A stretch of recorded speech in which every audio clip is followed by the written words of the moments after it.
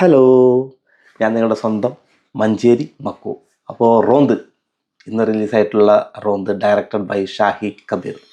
അപ്പോൾ അദ്ദേഹത്തെ പറ്റി പറയുകയാണെങ്കിൽ നമുക്ക് ആദ്യം അദ്ദേഹത്തിന് തുടങ്ങാം. അദ്ദേഹത്തെ പറ്റി പറയുകയാണെങ്കിൽ അദ്ദേഹത്തിൻ്റെ സിനിമകളെല്ലാം ബേസ്ഡ് ആയിട്ടുള്ളത് പോലീസ് കാര്യങ്ങളാണ്. അതായത് പോലീസ് ബേസ്ഡ് ആയിട്ടുള്ള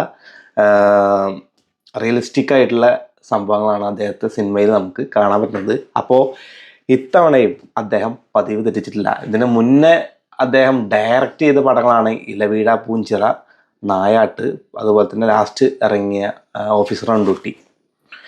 ഈ 3 സിനിമകളും എടുത്ത് വെച്ചേക്കുന്നത് ഒരു റിയലിസ്റ്റിക് ആയിട്ടുള്ള കാര്യങ്ങളെ ബേസ് ചെയ്തുകൊണ്ട് ആണ്. അപ്പോൾ ഈ ഒരു റോന്ത് എന്ന സിനിമയിലും അത് തന്നെയാണ് കാര്യം. എസ്പെഷ്യലി ഇതിൽ എടുത്തു പറയേണ്ടത് ഇതിൻ്റെ കാസ്റ്റിംഗ് ആണ്. കാസ്റ്റിങ്ങിൽ ദിലീഷ് പോത്തൻ, അതുപോലെ തന്നെ റോഷൻ മാത്യു, ഇവരെ കേന്ദ്ര കഥാപാത്രങ്ങളാക്കിയിട്ടുള്ള ഒരു സ്റ്റോറിയാണ് റോന്ത്. ഈ ട്രെയിലറിൽ നമ്മൾ കണ്ട പോലെ തന്നെ അവരുടെ ഡ്യൂട്ടി, അതുപോലെ തന്നെ നൈറ്റ് പെട്രോളിങ്ങും കാര്യങ്ങളാണ് ഇതിൻ്റെ ബേസ് ആയിട്ടുള്ള കാര്യം. എനിക്ക് തോന്നുന്നു ഇതിന് മുന്നേ ഇറങ്ങിയിട്ടുള്ള നായാട്ട് ഏകദേശം ആ ഒരു ലെവലാണ് ഈ ഒരു സിനിമയിൽ.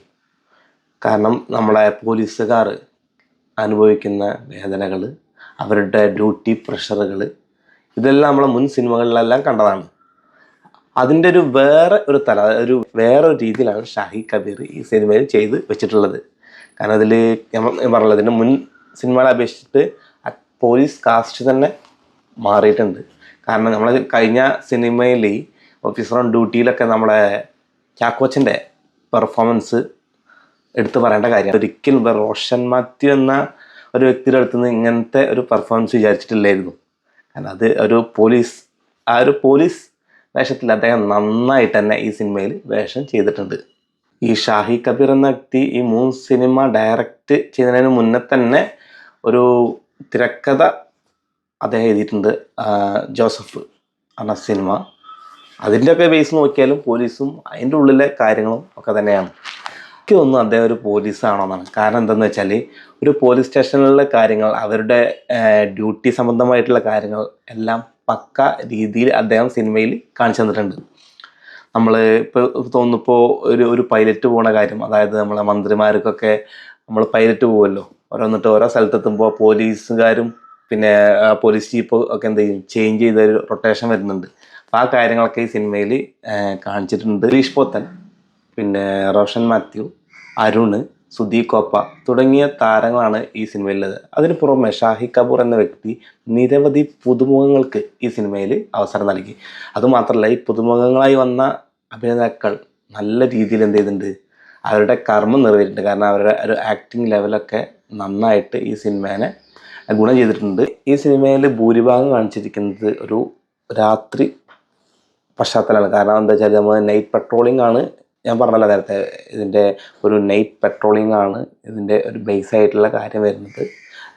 ലൈക്ക് നായാട്ട് പോലത്തെ ആ ഒരു ലെവൽ ഒരു രാത്രി നടക്കുന്ന സംഭവമാണ് ഈ സിനിമ. ഇത് സ്പോയിലറല്ല, കാരണം ആ ഒരു ട്രെയിലറിൽ തന്നെ നമുക്ക് എന്തുണ്ട്, ഈ ഒരു കഥയുടെ ഏകദേശം ഒരു രൂപരേഖ നമുക്ക് എന്ത് ചെയ്യുന്നുണ്ട്, കിട്ടുന്നുണ്ട്. പക്ഷേ അതിൻ്റെ ക്വാളിറ്റി ഓഫ് മേക്കിംഗ് ആണ് നമ്മൾ നോക്കേണ്ടത്.